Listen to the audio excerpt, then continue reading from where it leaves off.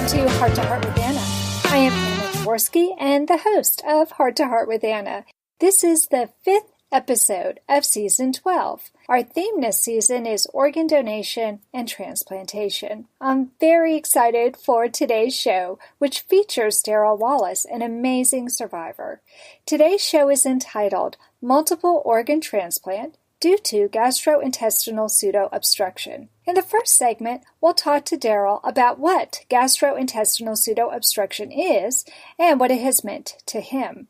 The second segment will involve talking to Darryl about his transplant experience, and in the third segment, we'll discuss why advocacy and awareness of organ donation are so important to Darryl. Darryl Wallis is a 32-year-old pharmacist in Toronto, Canada. Because of a genetic mutation called MYH11, Darryl was born with a constellation of problems with his gastrointestinal tract. When Darryl was 20, he received a quadruple organ transplant, which included his stomach, small and large intestines, liver, and pancreas.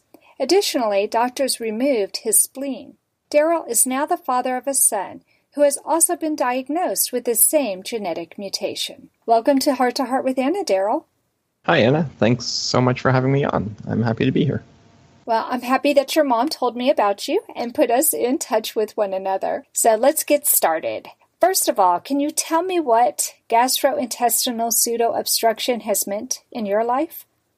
Sure. So like you said, I was born with a condition called gastrointestinal pseudo-obstruction, which essentially meant that my stomach did not absorb nutrients and my intestines couldn't process the food that I ate. And as a result, around the age of 1, I stopped growing and started showing signs of significant malnutrition. So my abdomen was very distended, I couldn't keep any solid foods down, and I basically stopped growing. Wow, that's really scary. Your poor mother. I'm sure it was really frightening for her because at the time there wasn't really anything like this. There weren't many reported cases, so it was all very new and very scary for both her and my siblings, who were just a couple of years older than I would have been at that point. Now, did your siblings also go through this? No, none of the other members of my family have anything similar to what I have. Sort of a new mutation in me, so I'm the only member of my family affected. Wow. Okay, so you have 2 older siblings? I have 3 older sisters, actually. 3 older sisters. Okay, so 3 other little mothers, and then you come along, the only boy, and your poor mom is trying to figure out what is going wrong. You stopped growing. So what happened? Right. So we were originally from Sarnia, so the closest big medical center was Toronto. The doctors in Sarnia didn't really have any idea what was going on. They basically said you need to go somewhere where the doctors might be able to help. And they couldn't really figure out exactly what was wrong, but the only solution they could come up with at that point was to stop me from taking in all food by mouth and just feed me by intravenous foods. So essentially over... So it wasn't even a G-tube would it work? It had to be intravenous? Exactly. Wow. Yeah, because my stomach wasn't absorbing any nutrients, it wasn't like they could just put it into the stomach. Had to bypass the whole GI tract. Wow. Oh my gosh. And how many years ago was this? Well, it was when I was a year old, so about 30 years ago. Wow. Okay, so this was probably something that was really out of the ordinary, even for those doctors to deal with. Exactly. Okay. And so the doctors basically said, we don't really know what's wrong. We don't really know how to fix it. The only hope really was just to go on TPN, which was the IV foods, until the advances in medicine would allow for a transplant of so many organs at once. Wow. So they knew that it was going to require multiple organs to be transplanted in order to be successful? Exactly, because the stomach wasn't working and the intestines weren't working. So they couldn't just replace the stomach, they couldn't just replace the intestines. And because they couldn't do the G-tube feeds, there wasn't a whole lot they could do aside from those IV feeds. Now, you said you had IV feeds. Did that mean that they put like a port in you or something like that? Or were you constantly hooked up to some machine? They put in a central venous line, which is kind of like a PICC line, if you know what that is, that goes in the arm, except it goes directly into the large, basically, vena cava right around the heart. So, and it stays there permanently. And I just had, it takes about 14 to 16 hours to do the infusion of the food overnight. So that would happen overnight, every night, and I would be unhooked during the day to go to school and work and whatnot. Wow. So you started at 1 year of age, and how long did you have to have this food done this way? That was all the way up until the transplant, which happened when I was 20 years old, so about 20 years total. Wow. Now, did that prevent you from being able to do things that other normal little boys do? I shouldn't say normal, because you're normal. You just have this feeding issue, but children who don't have this feeding issue do? Like having overnight sleepovers with other friends? Right. So yes and no. Like, I guess I had a relatively normal upbringing. My spleen was sort of chronically enlarged, so my parents never let me play sports like hockey that might have a higher risk, but I did play baseball while I was growing up. And as far as sleepovers go, had them at our house where we had all the infusion supplies, but it was not something that I could ever go to a friend's house overnight, for example. Mm-hmm. Mm-hmm. Wow, this sounds like a major life-changing experience, except for you, since you had it since you were a year. This was just your normal. Exactly. It was unusual, but for me, it all seemed, I guess, relatively normal. My parents, of course, did the best they could to try to expose me to, multiple different environments. So we went camping in Algonquin Park, which is a large park in Ontario, once or twice, and we, instead of using an IV infusion pump, we would use a gravity method to do the feeds overnight. Oh, wow. And then we did manage to travel overseas a couple times to France and England, but that, as I'm sure you can imagine, it required a lot of preparation both here and abroad to make sure that everything was going smoothly. Okay. Wow. You said you had 3 older siblings, and you had all of your feeds intravenously at night. What happened during meal times, like breakfast and lunch and dinner? Did you sit down with everybody? It depended. So my parents sometimes obviously would encourage me to come down with the family, even if I wasn't eating, just because the whole family was there and it was a time to talk and go over your day, just like with every other family. But there would be some days where I'd already seen enough of my sisters. I didn't need to see them anymore. So I would just, stay upstairs and read or study or that kind of thing. So they did try to encourage as much, bonding, as mealtime can often be an opportunity for that. But it was never something that I was actively participating in the eating portion, we'll say.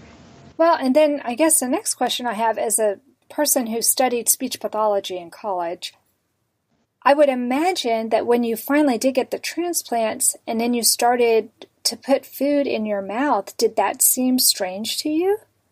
Yes, I suppose. Like, it was more just, I guess, the fact that I had to eat 3, 4, 5 times a day. Even to this day, I still struggle to eat enough to fuel my body. When you're not used to eating, it is a rather time-consuming activity, or it can be anyway. Yeah. So, it took me a while to get used to forks and knives and spoons and, everything like that. But at this point, I've had almost 12 years of practice, so I'm getting a little better at eating. I'm sure you're just fine. Does having this mutation necessarily mean that you definitely will develop the gastrointestinal pseudo-obstruction, or does it just mean that you have a marker? So I guess what I'm worried about is your son. Since you said that it looks like he has the marker, does this necessarily mean that he will definitely get the same disease? Right. So it's a good question that I don't really have a precise answer to. I have had some genetic testing done, which came up with this mutation. There are only a handful of reported cases of people with this mutation showing symptoms of, we'll say, gastrointestinal-like symptoms. Most of the mutations in this gene cause aortic issues, so aortic dissections and rather severe symptoms like that. Yeah, that's really scary. Only 5 or 6 cases of gastrointestinal pseudo-obstruction caused by this genetic mutation. And I actually only have a mutation in one of the genes, whereas everybody has 2 copies of every gene. So I'm so far the only reported case of one genetic mutation causing gastrointestinal symptoms. Wow. So it's hard to say whether it will, down the line, affect my son. He has shown similar symptoms to what I did when I was younger, but he is continuing to grow. He's just about 2 years old now, still growing, but he did have some pretty significant abdominal distension at around 1.5 years. And he's still, I guess, struggling with absorption of some foods. But he started on a couple new medications, changed his formula, and that's caused, some pretty significant weight gain lately. So we're pretty hopeful for the future. Well, that sounds very promising. And it seems like you're kind of helping to write the history books here, Darryl. Yeah, it's, I guess, not something you hope to have to do, but if you can provide something that people can look to and say, hey, somebody's been through this before, there are positive outcomes, then that can be helpful. Texas Heart Institute were offering us a mechanical heart, and he said, no, Dad, I've had enough. Give it to someone who's worthy. My father promised me a golden dress to twirl in. He held my hand and asked me where I wanted to go. Whatever strife or conflict that we experienced in our long career together was always healed by humor. Heart to Heart with Michael. Please join us every Thursday at noon Eastern as we talk with people from around the world who have experienced those most difficult moments. You are listening to Heart with Anna. If you have a question or comment that you would like addressed on our show, please send an email to Anna Jaworski at anna@hearttoheartwithanna.com. That's anna@hearttoheartwithanna.com. Now, back to Heart with Anna. So, Darryl, before the break, we were talking about your condition, Gastric-Intestinal Pseudo-Obstruction, and you told me that when you were 20, you got your transplant. So, first of all, how many hospitals in Canada actually operate on people with your condition?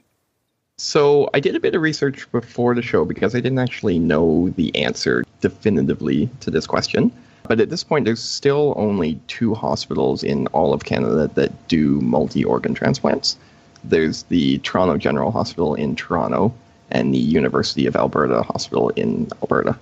So there's a couple dozen hospitals in Canada that do various organ transplants, so be it kidneys or livers or lungs. But those are actually the only 2 sites in Canada that do these multi-organ transplants. And when you had yours 12 years ago, was there only one site that was doing it? I don't actually know whether the University of Alberta was at that point doing these multi-organ transplants, but I happened to be going to school at the University of Toronto, which was a bonus because my doctors were there and the hospital was there. So it actually worked out pretty well. That does work out well. Well, how long did you have to wait for your organs? You had it when you were 20. Were you actually waiting that 19 years? Well, I wasn't actually on the transplant list until about 1 year before I got the organs. Oh. My health had slowly been deteriorating for maybe about 1 year prior to getting on the list. Mm-hmm. But until that point, I wasn't what you would consider sick enough to get onto the transplant list because the risk from the surgery was just too high to warrant. Yeah, I mean, multiple organs like they're talking about, that must be tremendous risk for infection and for all kinds of problems with rejection. Did all of the organs have to come from the same donor? I don't think it was, strictly speaking, a medical requirement that they come from one donor, but I would imagine it would have been incredibly difficult to coordinate getting different organs from different donors all at the same time. Yeah. And if they had tried to spread it out, doing multiple surgeries over several months, for example, that would have been probably just too impractical. And like you said, the risk of infection would have been dramatically increased. Right. So I'm assuming all of your organs did come from one donor then. Exactly. So they basically took out his whole stomach and intestinal tract and took it out of him, put it into me. And they had to take out my spleen just because there was not physically enough room to make all of his organs fit, presumably because he was a little bit larger. Wow. And you said that your spleen had been distended for quite a while anyway. Was there a problem with your spleen? There wasn't any specific problem with it that I know of. I don't know if it was just maybe overworked because of the IV feeds. That's kind of what caused, we'll say, the rapid decline in my health was the TPN feeding overnight is all processed through the liver, so it puts a lot more stress on the liver. So I was mostly at risk of imminent liver failure, which is why I needed the transplant more urgently. And theoretically, they could have done just a liver transplant, but that wouldn't have cured the underlying issue. So they wanted to do everything all at once. That's just amazing that they knew you would have to have so many of the organs that all of those organs became available. It sounds like within a year. Yes, yeah, about a year after going on the list. Mm-hmm. Wow. So if you hadn't received the transplants, what would that have meant for your quality of life? Well, at the time of the transplant, like I said, I was getting, I guess you'd say, sicker and sicker, and sort of nearing what you'd see in somebody who has either cirrhosis or hepatitis C, where they're extremely jaundiced, and I had very low energy and was basically tired all the time. So without the transplant, 100% I would have died. And I was on TPN overnight, 14 hours every night, but I was still going to school up until the day before my surgery. How could you do that, Darryl? I know when I was a student in school, I worked and went to school, and I didn't have 14 hours to stay still and do something. Could you study while you were doing a TPN? Yeah, so it wasn't painful or anything like that. I could be in my room at my desk, hooked up to the TPN, getting that infusion, and then studying at the same time. It did kind of limit whether I would be able to work during university, but I had enough studies to get through that I didn't really have time to work while I was at school. So it worked out okay. It basically forced me to be in my room studying for larger portions of the day. And you said that you were really fatigued, which is one of the ways they knew that things were deteriorating. You were able to go to classes like you needed to? Yeah, I was in my first year of pharmacy school at the time of my transplant. I had done 2 years of undergrad, so I had done some of the prerequisites for the pharmacy program. So it meant that I only had 8 classes as opposed to the 10 that some of the other students had. So give me a little bit of a break. Yeah, absolutely.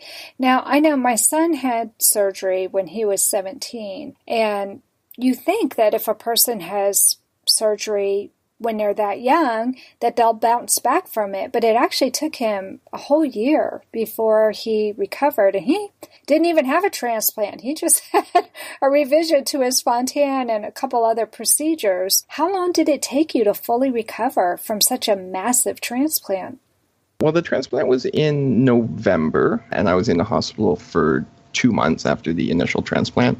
I got out just before my birthday in January, and then I had to go back for about another month because of some complications. But I started school, or restarted school, I guess, in the following September. So just about, 10 months before I went back to school. And how did you feel? Did you feel like you had a lot more energy because now you had these new organs and they were working better? I guess I felt better, for sure, like 100% better. It wasn't as good as I am today. I did still have an ostomy, and at that point, when I first went back to school, I was still getting tube feeds because I hadn't fully started eating by mouth. I did have a G-tube, so that still kind of limited what I could do. But within a year, they took out the G-tube, took out the ostomy, and then I was, after that, basically making significant progress towards, we'll call it a quote, normal life. So it took a little while, but I got there in the end. Yeah, well, it's pretty amazing. Okay, so for those of us who don't know what an ostomy is, I think I know what it is, but I'm not 100% sure. So would you tell us what an ostomy is? Because of the surgery they replaced all of my intestines, and they basically needed to give them a chance to, we'll say, integrate into my body and get used to that new environment before forcing all of this food through them. So what they do is they detach, just in my case, it was from the small intestine, and basically make a port in the abdomen. And so the stool comes out there as opposed to having to go through the entire intestinal tract. And that just gives the body a chance to adjust to those new organs before being forced with all that extra work. Wow. Okay. So I was wrong in what I was thinking an ostomy is. So I'm glad you explained that. There are different types of ostomies. Okay. So there's basically dependent on where in the intestinal tract that they detach. Okay. And so it took a while for your body. I can imagine this has got to be like a major trauma to the body to have all those organs taken out and your spleen, and then all of a sudden have a whole bunch of other organs put in. Now, you said before you went in, you were jaundiced. Mm-hmm. As soon as you had the new organs, did the jaundice go away? Yeah, within about 2 weeks, my skin was back to a perfectly normal color, which I guess at that point it hadn't been for probably a year and a half, 2 years, I'd been pretty jaundiced. So that was the most immediate change that you could notice. It sounds like it was really unbelievably life-changing for you, though, because now all of a sudden you could process things differently than before you had the surgery. Is that right? Exactly. So I could start eating meals normally. I could go out during the day. I could go out at night. I wasn't limited in terms of where I could go and what I could do. Whereas before, with the DPN overnight, it very much limited where I could physically go and what I could do. So this gave me basically a whole new world of freedom.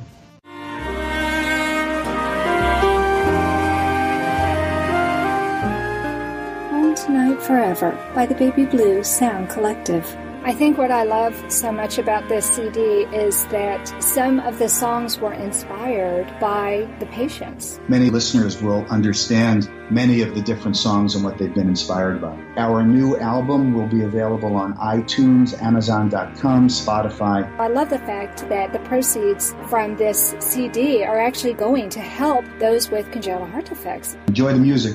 Home Tonight Forever.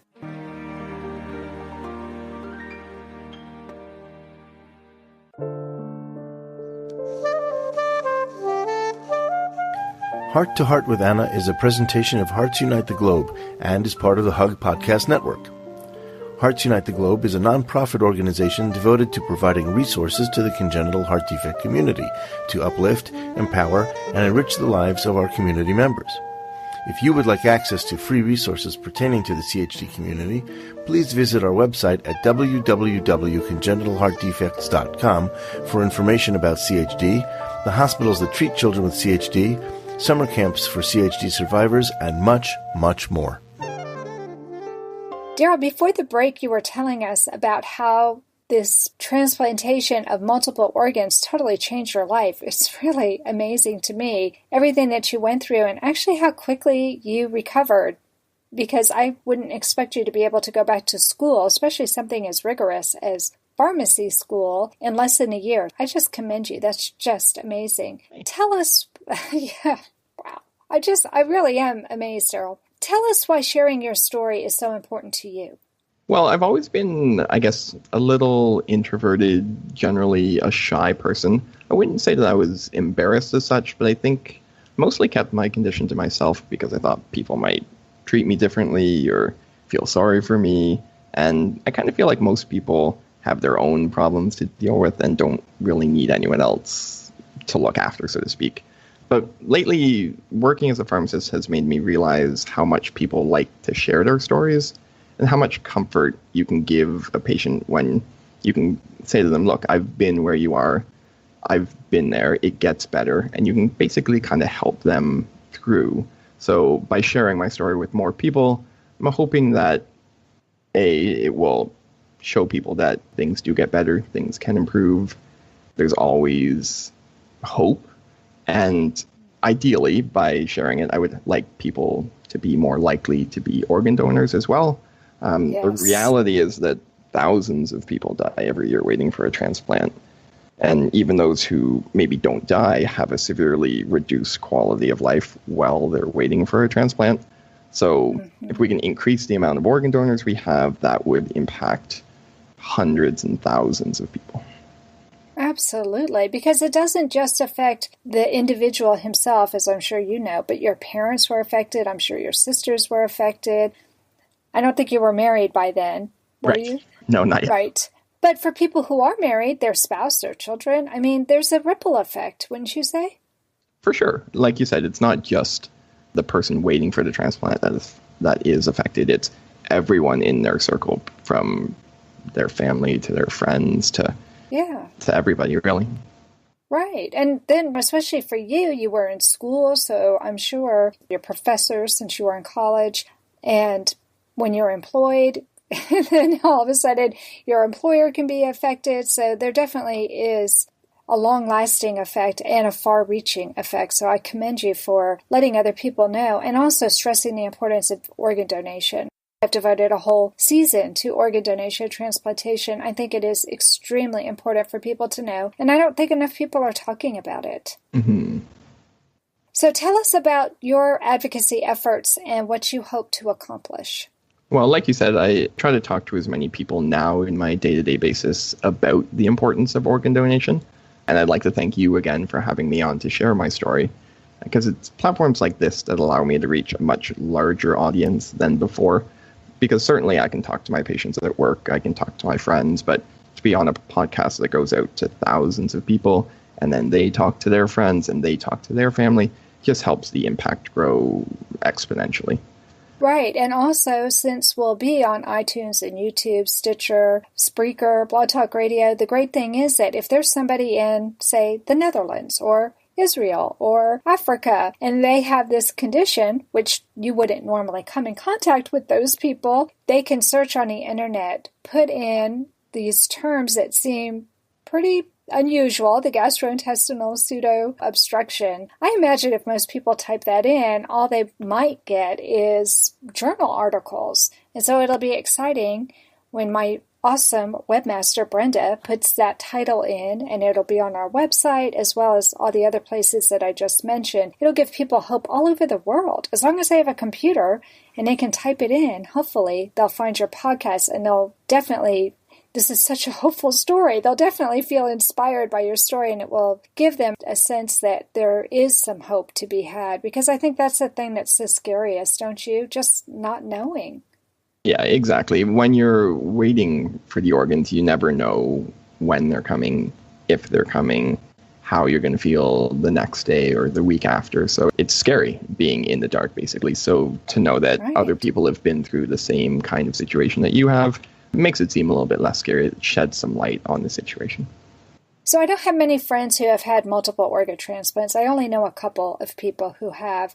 I have a lot more friends who have just had a heart transplant. And I know for those people that they have to go through annual testing, a biopsy usually, to make sure that the organ is not being rejected. Do you have to have biopsies of all of your organs? So I don't typically have biopsies of all of the organs. They do the intestines biopsies once a year just to check, because they're the hardest to detect any changes in those organs.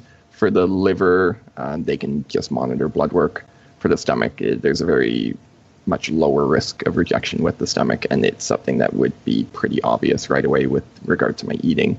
But with the intestines, it's a little bit harder to see what's going on there, which is why most people who have colon cancer, for example, have colonoscopies every couple of years, just because it's a harder area to monitor. But aside from those biopsies, there's not a whole lot of monitoring aside from regular routine blood work and yearly checkups just to make sure everything is on track. And didn't we say that you also had a pancreas transplant? Yeah, so that's kind of interesting. It wasn't a true transplant as such. They just left mine where it was, and they added in, it kind of came along with the donor's organs. So I, in fact, have two pancreases, which is somewhat interesting, I suppose.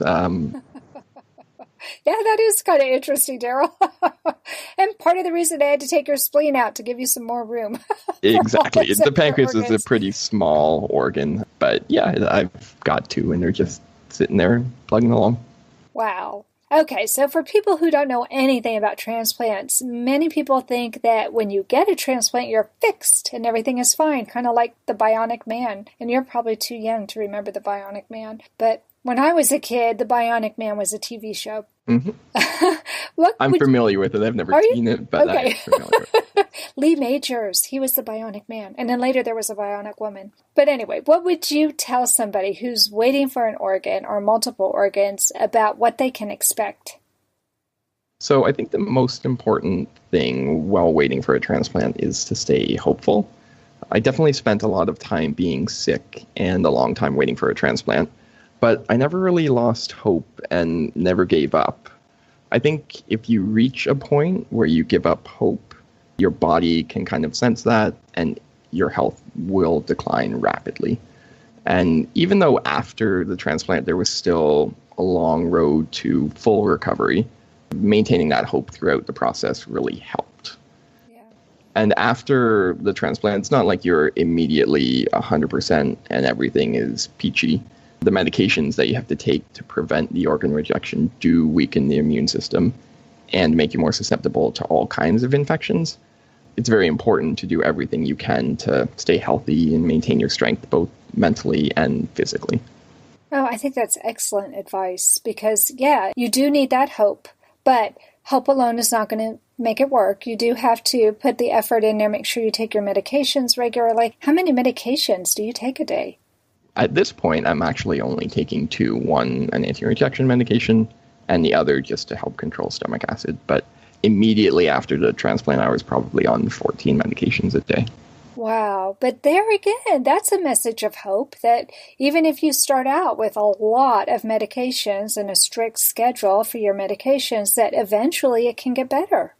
Exactly. Yeah. Initially, obviously, there's a lot more going on and it seems overwhelming, but you just have to trust the process, trust the doctors, and eventually things do improve. And like I say, I've returned to as much of a normal life as I've ever had in my entire life. That's amazing. Thank you so much for coming on the show today, Darryl, and for sharing your experience with us. This is just amazing. Yeah, thanks so much for having me. It's been really great. Well, great. That does conclude this episode of Heart to Heart with Anna. Thanks for listening today, my friends. Find us on iTunes and subscribe. And remember, my friends, you are not alone. Thank you again for joining us this week. We hope you have been inspired and empowered to become an advocate for the congenital heart defect community. Heart to Heart with Anna, with your host Anna Jaworski, can be heard every Tuesday at 12 noon Eastern Time.